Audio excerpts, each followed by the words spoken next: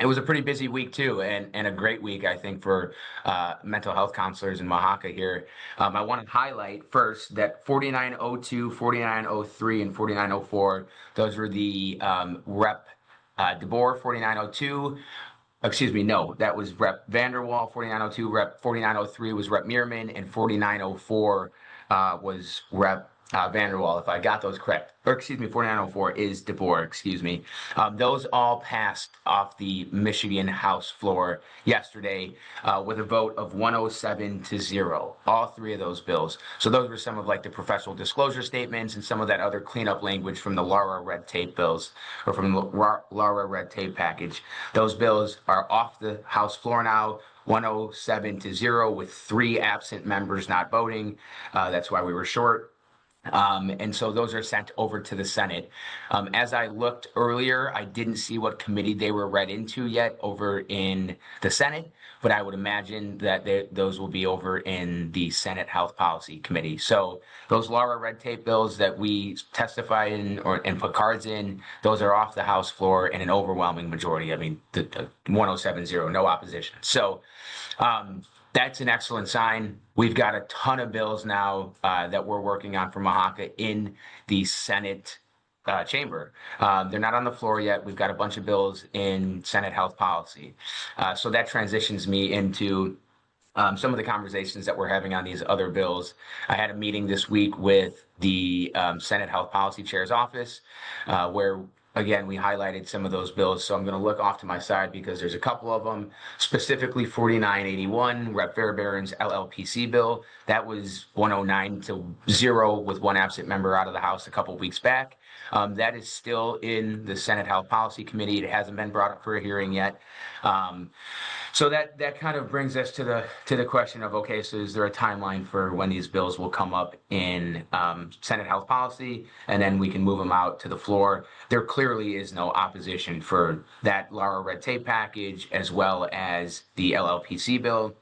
What it comes down to is the timeline, some of the backlog between the chambers, taking up second chamber bills.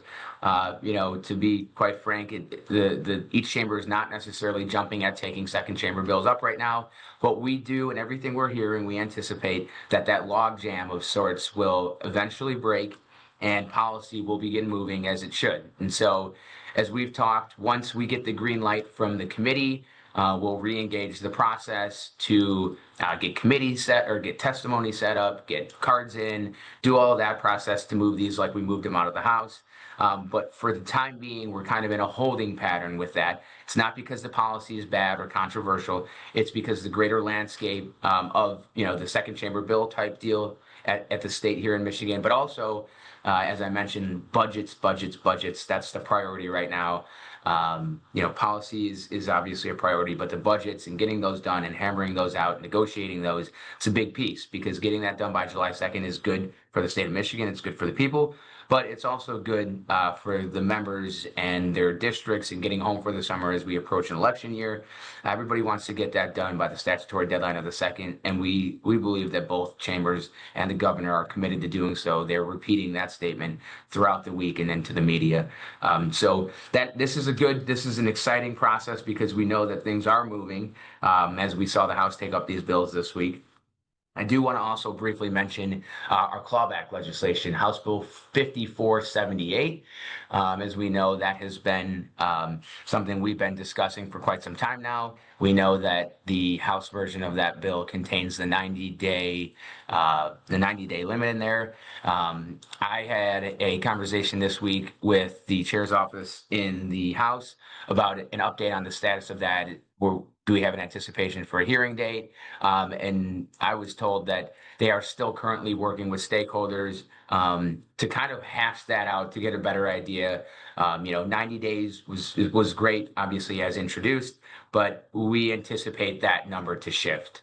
I think the larger question is, where does that shift down the line? How far along do we go? 90 days to a year? Where are we at somewhere in this time frame? And so, I think something from our organization's standpoint, we can start looking at maybe dropping a letter of sorts, not of support, yes, obviously, but also, maybe we can articulate a timeline that we think would be suitable that your members are comfortable with, where we can say, hey, 90 days was where we set it at.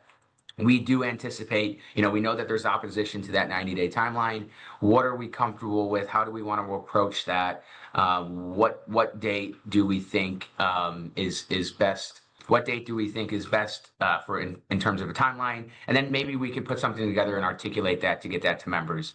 But the conversations are happening. We know that there's a larger coalition that's working on that. And then the other side of the issue is also working that. So that's clawbacks. And then I think the last piece that I want to touch on is House Bill 4591 by Representative Carl Bonac. That is the Mental Health Counselors Compact. Again, as I've stated, I had a conversation with the chair's office in the Senate where that bill sits in health policy. The bills just aren't coming up right now. But when the agenda starts to get settled and they start to take a look at some of the bills that are sitting in the hopper, if they have questions or concerns, we know where Laura is at with the bill package. Will be brought in to kind of discuss that with them. And I think we have a lot of really good feedback from members of MMHCA and their input, which is super critical. I think gaining the voices of all of your membership to be able to talk about that, as well as the clawback legislation, is really helpful in terms of making a good, sound decision on where we want to stand on policy. So real excited to see the Lara bills move through the House this week. There's a lot to look at from the budgets and what each chamber does, and I'll begin taking a look at that so I can better articulate what's in there for the organization and how we want to do that. And then I think the name of the game right now is we've got a ton of bills sitting in the Senate Health Policy Committee. If I'm counting off the top of my head right, there's the 3 Lara, there's the compact, there's probably every bit of 5 to 6 bills that we have that are in that committee. So we'll be busy in the Senate. We'll be busy in Senate Health Policy.